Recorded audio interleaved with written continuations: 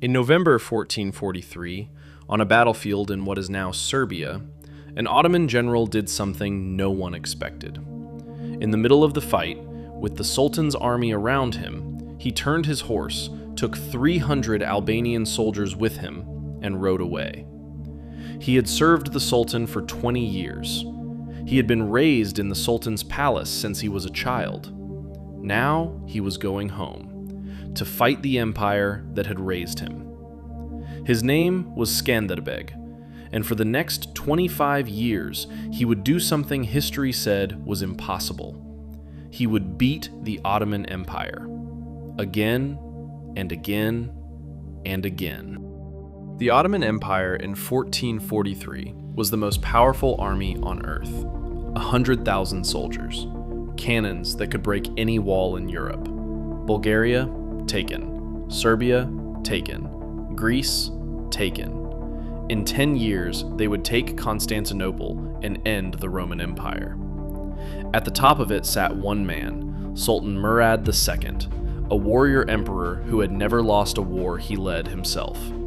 And in his palace, raised since childhood, was the man who would beat him.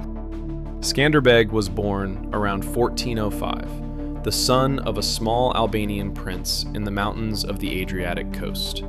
When he was about 9 years old, soldiers came to his father's house. This was how the Ottoman Empire kept its vassals loyal. Take their sons, raise them in the palace, convert them, train them as officers, send them back 20 years later to rule the lands their fathers had lost. The boy was taken to the city of Edirne, the Ottoman capital. He would not see his family again for decades. He learned 5 languages. He was trained as a soldier. He converted to Islam. He fought the Sultan's wars across the Balkans for 20 years. He was so good at it that Sultan Murad gave him a new name, Skanderbeg. It meant Lord Alexander, after Alexander the Great. The Sultan treated him like a son. He became one of Murad's most trusted commanders. When the Hungarian army crushed the Ottomans at Niš in November 1443, Skanderbeg saw his moment. He deserted. 300 Albanian soldiers went with him. He rode straight to his father's old castle, a mountain fortress called Kruje. He carried a forged letter, written in the Sultan's own style, ordering the governor to hand over the keys. The governor obeyed.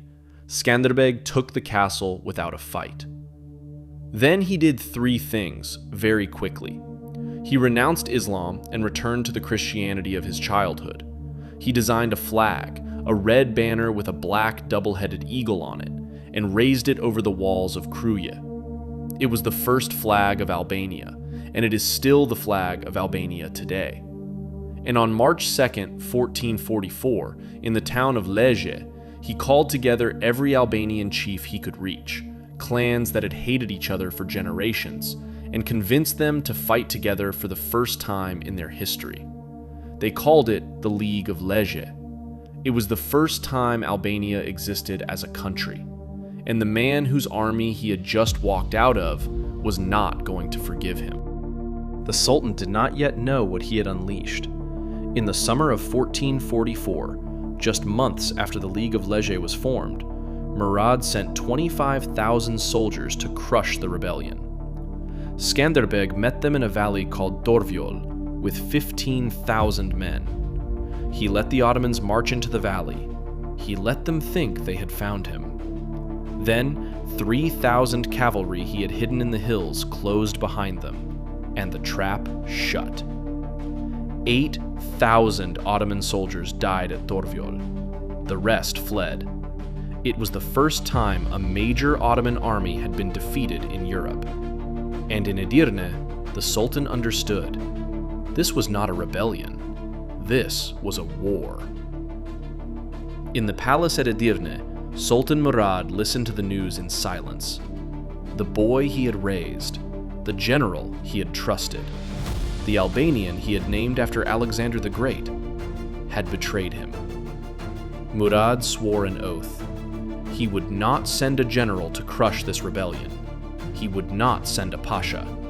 He would march on Kruja himself, with the largest army the Ottoman Empire had ever sent against a single fortress. It would take him 6 years to arrive. What happened when he did is one of the most extraordinary sieges in European history. In May 1450, Sultan Murad II crossed into Albania with 100,000 men, janissaries, cavalry from Anatolia, engineers with the largest cannons in the empire. His son Mehmed, the future conqueror of Constantinople, rode beside him. They marched on Kruja, a mountain fortress, walls of stone, perched on a cliff above the Adriatic plain. Inside the walls, 1,500 men. Skanderbeg himself was not in the castle. He left the garrison under the command of his most trusted lieutenant, a soldier named Vrana Conti. Vrana was not a famous man. He was not a prince. He was a commander who had fought beside Skanderbeg since the first day of the rebellion, and he was about to be tested in a way no soldier in Europe had ever been tested. Skanderbeg took 8,000 soldiers into the mountains above the Ottoman camp and waited. Murad began with diplomacy. He sent an envoy to Vrana Conti, standing on the wall above the Ottoman army, offering 300,000 silver coins and a high rank in the Ottoman army if he would simply open the gates. Vrana looked down at 100,000 men. Then he refused. Murad sent another envoy, this time to Skanderbeg himself in the mountains. The offer? 10,000 gold crowns a year and peace if Skanderbeg would acknowledge the Sultan as his master. Skanderbeg's reply has survived for 500 years. If Murad would make me co-ruler of his entire empire, I would not let the name of Albania be stained with this disgrace. So Murad turned to his cannons. For 4 days, the largest guns in the empire pounded the walls of Kruja. On the 5th day, a breach opened.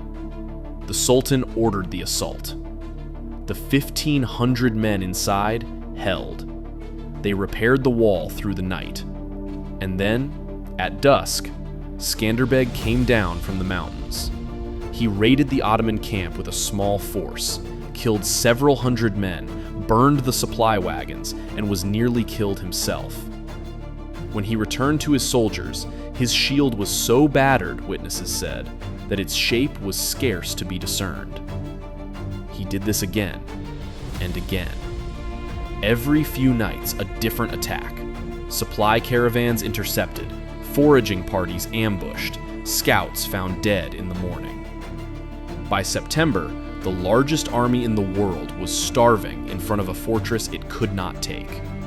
Disease swept through the Ottoman camp.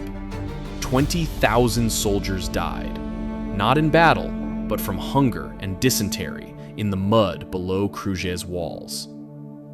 On October 26, 1450, after 5 months of siege, Sultan Murad II, the warrior emperor who had never lost a war he led himself, packed up his army and went home. He died that winter. Some chroniclers said of grief. This was not a one-time miracle. It was Skanderbeg's life. 25 years, 25 battles against the Ottoman Empire, 24 victories. And while his fortress held, the empire could not move west. The Pope sent him gold. The kings of Naples and Hungary sent him soldiers. They called him Atleta Christi, the champion of Christendom. Every year Kruja stood was a year Venice could build her walls, a year Rome could prepare, a year Vienna got further from the front line. When historians ask why the Ottoman Empire never conquered Western Europe, Skanderbeg is one of the answers. He was, in the end, something very simple. He was a small country that refused to lose.